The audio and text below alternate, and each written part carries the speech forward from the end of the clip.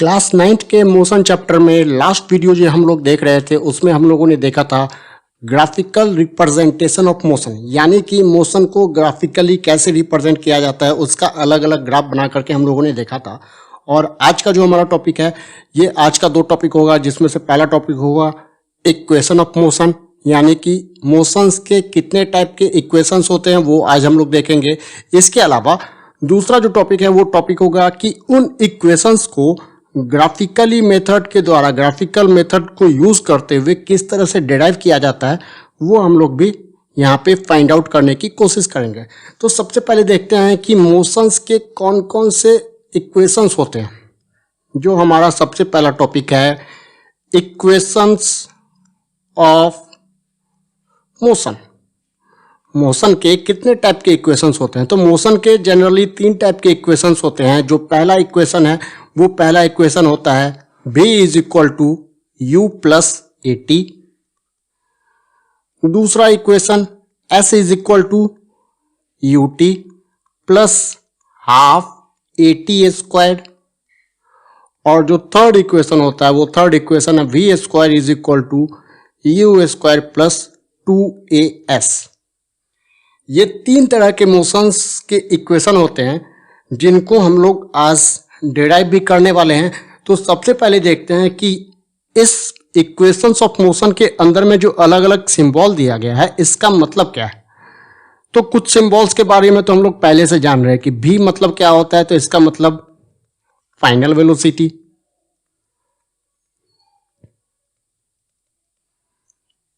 u का मतलब क्या, तो u मतलब इनिशियल वेलोसिटी।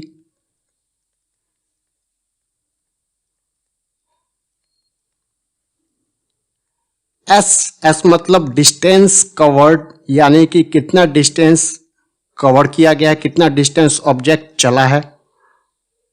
और t मतलब टाइम टेकन।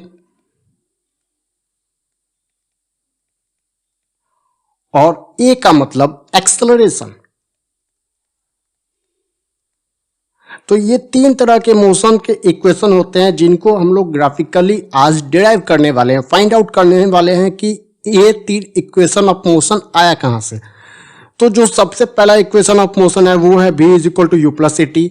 सेकेंड है s is equal to U T plus half A T square. और थर्ड इक्वेशन है v square is equal to U square plus 2as। ये तो हो गया हमारा फर्स्ट टॉपिक कि ये तीन इक्वेशन ऑफ मोशन होते हैं। अब इनको डिराइव कैसे करेंगे, इनको हम लोग फाइंड आउट कैसे करेंगे वो देखते हैं। तो इक्वेशंस ऑफ मोशन को फाइंड आउट करना, graphical method to find out equations of motions. Equations of motions को ग्राफिकल मेथड को से के द्वारा फाइंड आउट करना। कैसे करते हैं वो, तो उसके लिए सबसे पहले हम क्या करेंगे कि एक ग्राफ बनाते हैं और उस ग्राफ को यूज करते हुए हम लोग जो तीन इक्वेशंस ऑफ मोशन है उनको फाइंड आउट करने की कोशिश करेंगे। तो सबसे पहले एक ग्राफ बनाते हैं और देखते हैं क्या होता है।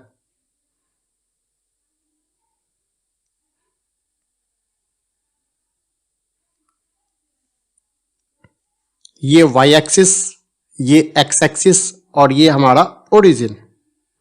यहां तक तो क्लियर। इसके अलावा एक और चीज, x एक्सिस पे हमेशा टाइम रहेगा और y एक्सिस पे यहां पे ग्राफिकल इक्वेशंस को फाइंड आउट करने के लिए, यानी कि इक्वेशन ऑफ मोशन को फाइंड आउट करने के लिए y एक्सिस पे हम लोग लेते हैं स्पीड को। इसके बाद क्या करेंगे, इसके बाद एक यूनिफॉर्म एक्सेलरेशन का ग्राफ ड्रॉ करेंगे। लेकिन ध्यान देना है कि यूनिफॉर्म एक्सेलरेशन का जो ग्राफ ड्रॉ होगा उसमें जैसे हम लोग पहले कर रहे थे यूनिफॉर्म एक्सेलरेशन का ग्राफ ड्रॉ करने में कि ओरिजिन से ड्रॉ करते थे। ओरिजिन से जब स्ट्रेट लाइन ड्रॉ किया गया और यहाँ पे स्पीड है, यहाँ पे टाइम है, तो ये हमारा एक्सेलरेशन को डिनोट करता था। लेकिन यहाँ पे हम लोग ओरिजिन से ड्रॉ नहीं करके ओरिजिन के ऊपर से ड्रॉ करेंगे, यानी कि ऑब्जेक्ट इनिशियली एट रेस्ट नहीं है, रुका हुआ नहीं है, वो पहले से चल रहा है, उसका कुछ इनिशियल वेलोसिटी है और वहां से वो एक्सेलरेट करना स्टार्ट किया। ठीक है, तो अब इसको हम लोग क्या करते हैं, नेमिंग कर देते हैं, इसका नाम डाल देते हैं कुछ, पहले तो लिख देते हैं कि ये हमारा हो गया ए, ये हो गया बी। अब क्या करते हैं कि ये बी से एक परपेंडिकुलर ड्रॉ करते हैं, ये बी से एक परपेंडिकुलर ड्रॉ किया जाएगा जो एक्स एक्सिस पे आकर के स्ट्राइक करेगा। ठीक है, इसका नाम डाल देते हैं डी, और ए से एक परपेंडिकुलर ड्रॉ करते हैं जो इस बी डी को जाकर के टच करेगा, और इसका नाम डाल देते हैं सी। तो यहां पे ओ ए बी सी डी पूरे का नेमिंग कर दिया गया है। यहां पे ध्यान देना है कि ये OA जो है ये एक इनिशियल वेलोसिटी है जिस पे ऑब्जेक्ट पहले से चल रहा था, जिस इनिशियल स्पीड पे हमारा ऑब्जेक्ट पहले से चल रहा था। इस टाइम t के लिए O से लेकर के D तक का जो टाइम t है, इस टाइम t में ऑब्जेक्ट एक्सेलरेट करता है यूनिफॉर्मली। किस एक्सेलरेशन से? तो a एक्सेलरेशन से यूनिफॉर्मली एक्सेलरेट करता है, और उसका फाइनल वेलोसिटी जो हो जाता है वो फाइनल वेलोसिटी हो जाता है कितना, v। उसका फाइनल वेलोसिटी कितना हो गया, v हो गया। ठीक है, इसको हम लोग लैंग्वेज में कैसे लिखेंगे, इसका लैंग्वेज देखिए कि लैंग्वेज मैंने पहले से लिख के रखा हुआ है। इसको मैं थोड़ा सा साइड करता हूं।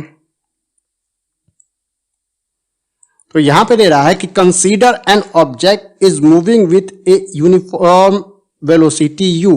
मान लीजिए कि हमारे पास एक ऑब्जेक्ट है जो यूनिफॉर्म वेलोसिटी u के साथ, ये जो u है इस u के साथ क्या कर रहा है, पहले से चल रहा है। अब चल रहा है तो क्या होगा कि it accelerates with uniform acceleration a for time t। तो t टाइम के लिए, यानी कि 0 से लेकर के d तक का जो ये टाइम है, या फिर a से लेकर के जो c तक का टाइम है, इतने टाइम के लिए ये ऑब्जेक्ट यूनिफॉर्मली एक्सेलरेट किया।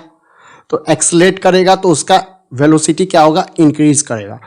तो जो एक्सेलरेशन हो रहा है वो यूनिफॉर्म एक्सेलरेशन हो रहा है। तो जब एक्सेलरेशन होता है तो t टाइम के बाद, यानी कि उतने देर के बाद जो उसका फाइनल वेलोसिटी हो जाता है, वो फाइनल वेलोसिटी कितना हो जाता है, तो वो फाइनल वेलोसिटी हो जाता है v। तो फाइनल वेलोसिटी बिकम्स v। ये बोला गया यहाँ पे कि after time t its velocity becomes v। तो v हमारा वेलोसिटी हो जाता है ऑब्जेक्ट का कितने देर के बाद, तो टाइम t के बाद उसका वेलोसिटी हो जाता है। तो यहाँ पे क्या क्या चीज दिया हुआ है वो हम लोग सबसे पहले लिख लेते हैं। ये तो था हमारा लैंग्वेज।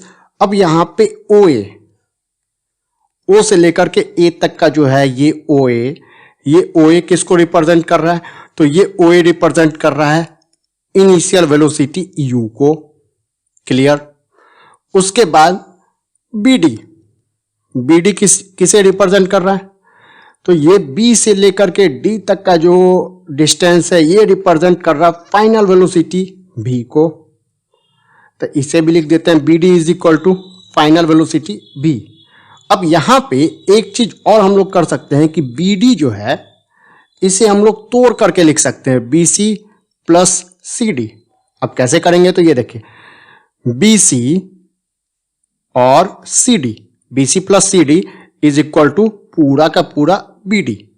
ये बात तो क्लियर है, यहां पे तो किसी तरह का प्रॉब्लम नहीं होना चाहिए। इसके बाद BD को हम लोग क्या लिख रहे थे, तो फाइनल वेलोसिटी v, BD का वैल्यू पुट कर दिए। अब देखिए BC का वैल्यू हमें मालूम नहीं है, और दूसरा बात कि OA और CD दोनों इक्वल है। Since OA is equal to CD और दोनों का वैल्यू कितना है u, तो उस कंडीशन में हम क्या करेंगे, CD के जगह पे कितना लिख देंगे, u को लिख देंगे। ये बात तो पूरी तरह से क्लियर हो गया।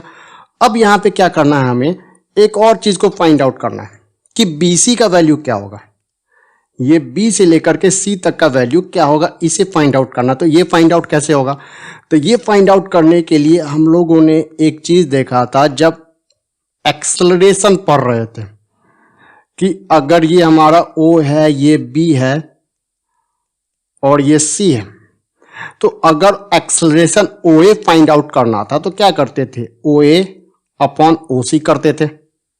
ये काम किया जाता था कि OA अपॉन OC। तो वही काम करेंगे यहाँ पे भी हम लोग, और उसके बाद इसे क्या करेंगे, फाइंड आउट करते हैं। किस तरह से करेंगे, तो चूंकि हमें A से लेकर के B तक का वैल्यू निकालना है, यानी कि AB का वैल्यू निकालना है, तो वो कितना हो जाएगा, BC अपॉन AC। तो उसे हम लोग लिख लेते हैं यहाँ पे, AB is equal to BC upon AC। अब AB किसे रिप्रेजेंट कर रहा है, तो AB रिप्रेजेंट कर रहा है एक्सेलरेशन A को, BC हमें फाइंड आउट करना है, और AC जो है वो रिप्रेजेंट कर रहा है T को।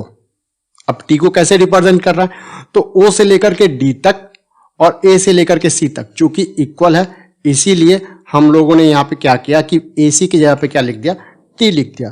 इसका मतलब BC is equal to, value क्या आ गया इसका, 80, A इंटू T, तो BC is equal to 80 value आ गया। तो उस कंडीशन में हम लोग वापस अपने पहले इक्वेशन पे चलेंगे, तो B is equal to BC का वैल्यू अभी हम लोगों ने क्या फाइंड किया था, तो 80 प्लस U, यानी कि B is equal to U, इसे थोड़ा सा अरेंज कर दिया तो B is equal to U plus 80। ये हो गया हमारा फर्स्ट इक्वेशन, जो हमें क्या करना था, फाइंड आउट करके निकालना था।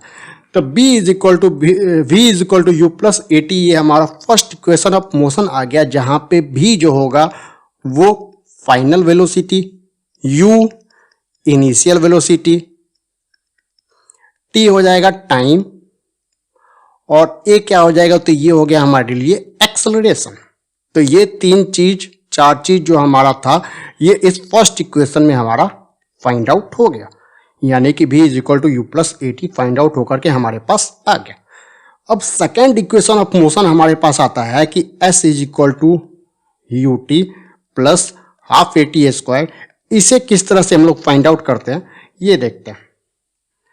तो फाइंड आउट कैसे करेंगे, उसके लिए हमारे पास क्या ऑप्शन है कि हम लोग क्या करेंगे कि ग्राफ हमारे पास जो है यही रहेगा, 0 A B C D सारा कुछ यही रहेगा। हम लोग क्या करते हैं, इस कैनवास को पहले क्लियर करते हैं, फिर से ग्राफ बनाते हैं।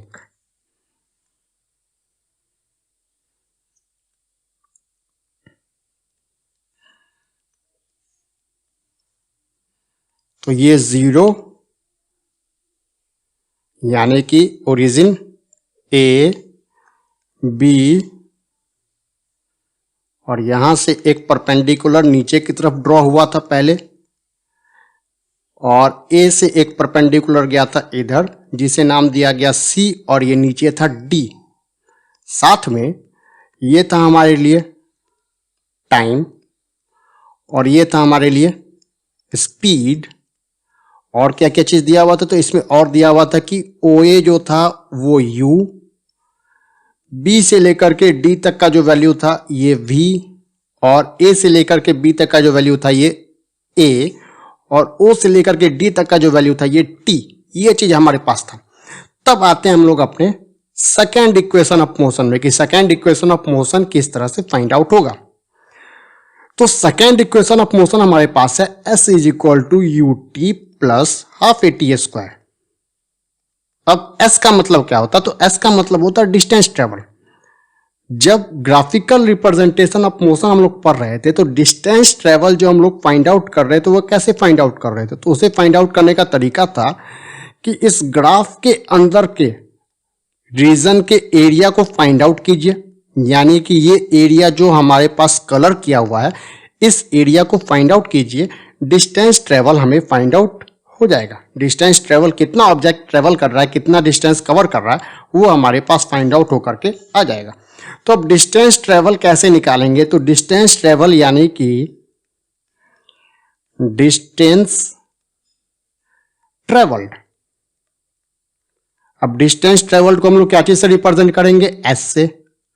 अब यहां पे जो फिगर बन रहा है वो दो तरह का फिगर बन रहा है। एक फिगर बन रहा है ये ट्रायंगल, और जो दूसरा फिगर बन रहा है ये दूसरा फिगर हमारे पास है क्या चीज, ये रेक्टेंगल है। तो दोनों फिगर के अलग अलग एरिया को निकालेंगे और ऐड कर देंगे। तो जो पहला फिगर है एरिया ऑफ रेक्टेंगल, इसका एरिया निकालेंगे और ऐड कर देंगे किसमें, एरिया ऑफ ट्रायंगल में ऐड कर देंगे। अब एरिया ऑफ रेक्टेंगल और एरिया ऑफ ट्रायंगल का फॉर्मूला क्या होता है, तो एस यानी कि distance cover is equal to area of rectangle यानी कि L into B plus area of triangle, तो 1/2 इंटू बेस इंटू हाइट। ये तो पूरी तरह से क्लियर होना चाहिए। तो S इज इक्वल टू, अगर हम लोग आते हैं रेक्टेंगल में, तो ये जो हमारे पास रेक्टेंगल है A B C D, sorry A C D O, ये जो हमारे पास रेक्टेंगल है इसका लेंथ कितना दिया हुआ, तो लेंथ दिया हुआ टी, लेंथ कितना दिया हुआ टी, और जो हमारे पास उसका ब्रेथ है वो कितना दिया हुआ यू। ठीक है, या फिर हम लोग बोल सकते हैं कि लेंथ जो है वो लेंथ है ओडी और जो ब्रेथ है वो ब्रेथ कितना है ओए। तो ये लिख लेते हैं हम लोग, लेंथ यानी कि ओडी, ब्रेथ यानी कि ओए प्लस 1/2 इंटू, अब बेस, ट्रायंगल का बेस कितना दिया हुआ, तो ट्रायंगल का बेस हो गया AC और हाइट कितना हो गया BC, ये भी हम लोग लिख लेते हैं। तो AC इंटू BC ये हो गया। अब इसके बाद इसको हम लोग पुट करने का कोशिश करते हैं, सबका वैल्यू OD, O से लेकर के D तक का वैल्यू, तो O से लेकर के D तक का जो वैल्यू है ये वैल्यू है T। ठीक है, O से लेकर के A तक का जो वैल्यू है वो वैल्यू है U, तो ये दोनों वैल्यू पुट करते हैं। तो OD यानी कि T into U plus 1/2, AC का वैल्यू कितना है, तो जो AC का वैल्यू है वही हमारा OD का वैल्यू है, क्योंकि दोनों रेक्टेंगल का अपोजिट पार्ट है। तो उस कंडीशन में हमारे पास यहां AC का भी वैल्यू T और BC का वैल्यू अभी हम लोगों ने पिछले इक्वेशन में फाइंड आउट किया था कि BC is equal to 80, BC is equal to 80, ये हम लोग अपने लास्ट इक्वेशन में फाइंड आउट कर रहे थे। तो इसके बाद ये कैसे फाइंड आउट होगा, तो S is equal to UT, U into T UT plus 1/2 into AT, 2T है तो AT स्क्वायर, ये हो गया हमारे पास सेकेंड इक्वेशन का derivation, S is equal to UT plus half AT square. ठीक है, अब यहाँ पे इस बात को ध्यान में रखना है कि जब कभी भी डिस्टेंस ट्रेवल निकालने का हमें है कोशिश करना है, यानी कि S is equal to UT plus half AT square निकालना है, तो उस कंडीशन में हम लोग क्या करेंगे कि डिस्टेंस ट्रेवल तो निकालेंगे, लेकिन जो मेरे पास फिगर है एरिया ऑफ रेक्टेंगल और एरिया ऑफ ट्रायंगल, दोनों के एरिया को अलग अलग निकाल करके ऐड करना है।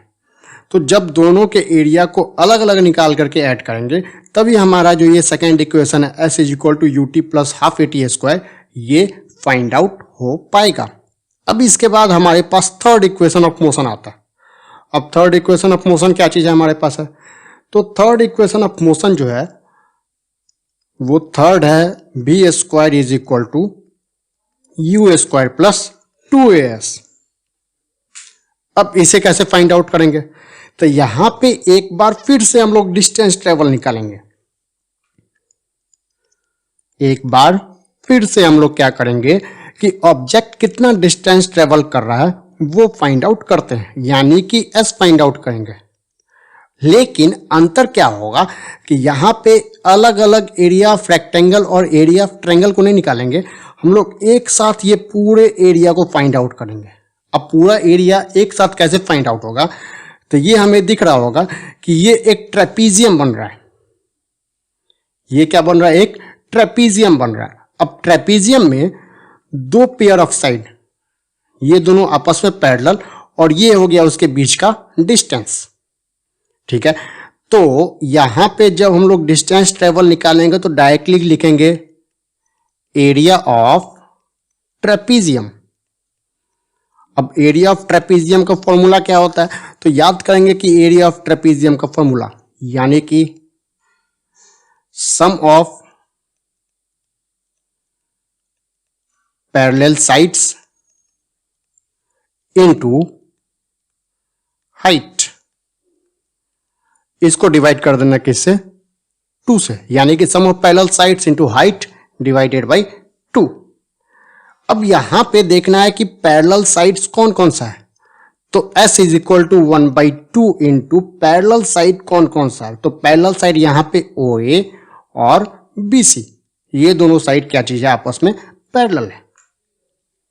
तो पैरेलल साइड यानी कि OA प्लस BC नहीं BD है, दोनों को क्या करेंगे हम लोग, ऐड करेंगे इनटू हाइट। अब हाइट क्या चीज है यहाँ पे, हाइट यानी कि दोनों पैरेलल साइड्स के बीच का डिस्टेंस। अब हाइट यानी कि डिस्टेंस कितना है, तो O से लेकर के D तक का वैल्यू, तो ये यहां पे लिख देते हैं OD। अब इसके बाद क्या करेंगे, तो S is equal to 1/2 OA का वैल्यू क्या चीज है, तो O से लेकर के A तक का वैल्यू U, B से लेकर के D तक का वैल्यू V,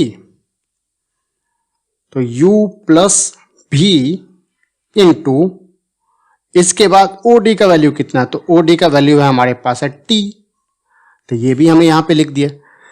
अब इसके बाद क्या करना है कि इसे मान लीजिए इक्वेशन 1, इसे मान लिया हम लोगों ने क्या, इक्वेशन 1। तो थोड़ा सा अब पहले चलते हैं, पहले चल करके क्या करेंगे कि जो फर्स्ट इक्वेशन ऑफ मोशन था V is equal to U plus AT, यहां से T का वैल्यू निकालेंगे, तो इसे क्या लिख सकते हैं, V minus U is equal to AT, उसके बाद V minus U upon A is equal to T।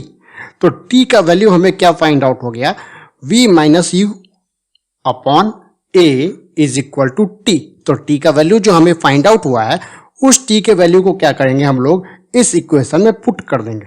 अब कैसे पुट करेंगे वो देखिए, तो S इज इक्वल टू 1/2, इसे U प्लस V लिखे या V प्लस U लिखे, कोई फर्क नहीं पड़ रहा है, इनटू T का जो वैल्यू आया था, वो T का वैल्यू क्या आया था, V minus U upon A। ठीक है, अब यहां पे A और 2 और A आपस में मल्टीप्लाई कर जाएगा, तो क्या बचेगा, तो S is equal to 1/2A V plus U into V minus U। अब यहां से ये 2A जो है इक्वेशन के दूसरे साइड जाएगा, तो आपस में क्या करेगा, S और 2A मल्टीप्लाई कर गया, तो क्या हो गया, ये 2AS is equal to V plus U into V minus U। अब एक फॉर्मूला याद कीजिए, B square minus U square, यानी कि A square minus B square का फॉर्मूला क्या होता है, तो A प्लस B, तो A के जगह पे यहाँ पे B और U के B के जगह पे U, तो A plus U V plus U और V माइनस U, ये लिख सकते हैं हम लोग इक्वेशन में। तो V प्लस U और V माइनस U के जगह पे हम लोग क्या पुट कर देंगे, तो V square minus U square, तो 2AS is equal to V square minus U square. इसके बाद U स्क्वायर को उठा करके इज इक्वल टू के दूसरे साइड, तो 2AS plus U square is equal to V square. इसे थोड़ा सा एडजस्ट करना है, एडजस्ट क्या करना है, तो B square is equal to U square plus 2AS, ये हो गया हमारा थर्ड इक्वेशन ऑफ मोशन।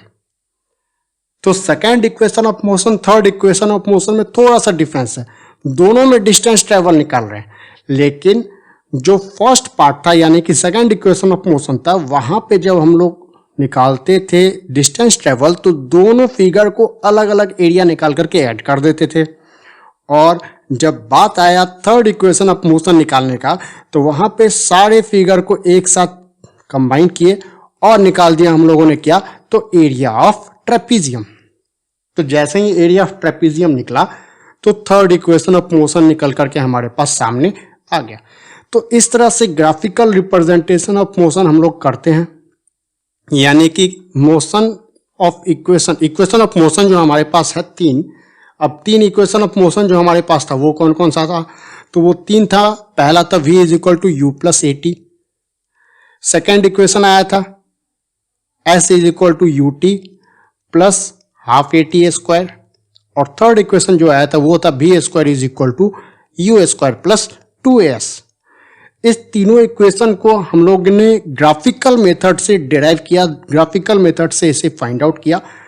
अगले वीडियो में हम लोग देखेंगे कि ये ग्राफिकल मेथड से जो फाइंड आउट किया हुआ इक्वेशन ऑफ मोशन है, इस तीनों इक्वेशन को यूज करते हुए क्वेश्चंस किस तरह से सॉल्व किए जाते हैं।